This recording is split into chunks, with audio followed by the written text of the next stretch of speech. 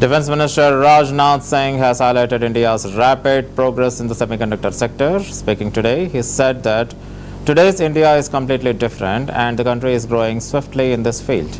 He recalled Prime Minister Narendra Modi's promise that Made in India semiconductor chips would be available in the market by the end of 2025. In fulfillment of this commitment, the Semicon India 2025 conference, the Vikram 32-bit processor chip developed in India was presented to Prime Minister Narendra Modi. और साथियों, आज का भारत बिल्कुल अलग है। Semiconductor की चर्चा भी एम्बेसडर कर रहे थे यहां पर। सेमीकंडक्टर के क्षेत्र में भारत तेजी से बढ़ रहा है। मैं समझता हूं सेमीकंडक्टर के क्षेत्र में काम करने वाले लोगों को इस बात की जानकारी होगी। और प्रधानमंत्री ने एक वादा किया था कि 2025 के अंत तक made in India semiconductor chip बाजार में आ जाएगी।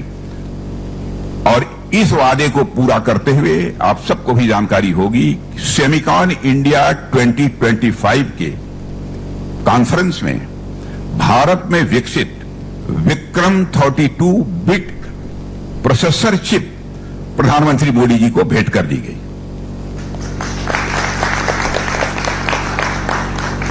और मैं मानता हूं कि केवल टेक्नोलॉजिकल एडवांसमेंट की कहानी नहीं है, यह उस नए भारत की कहानी है जिसने ठान लिया है कि अब भारत कोई अवसर किसी भी सूरत में खोएगा नहीं, बल्कि जो भी अवसर मिलेगा उस अवसर को सुनहरे भविष्य में बदल कर रखेगा।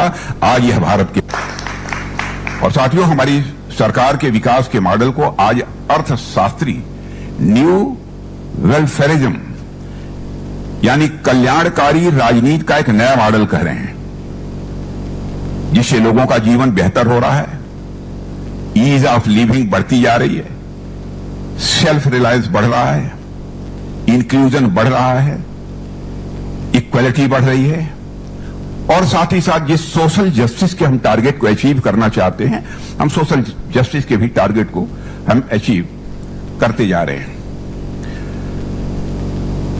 इसके पहले 12 वर्ष पहले जब नरेंद्र मोदी जी ने भारत के प्रधानमंत्री के रूप में जब शपथ ली थी, तो साथियों शायद ही किसी ने कल्पना की होगी कि आने वाला डिकेड भारत के इतिहास में एक ट्रांसफॉर्मेटिव डिकेड होगा।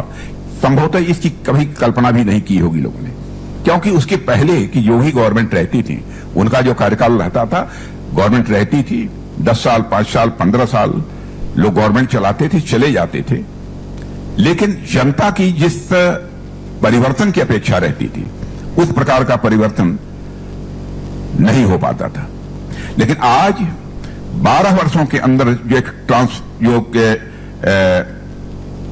ट्रांसफॉर्मेशन हुआ है, उस आधार पर हमारे देश की जनता को भी पक्का यह विश्वास हो गया है कि भारत दुनिया के कुछ देशों की तरह अब डेवलप्ड नेशन बनकर रहेगा, विकसित भारत बनकर रहेगा। और साथियों, आज का भारत बिल्कुल अलग है। सेमीकंडक्टर की चर्चा भी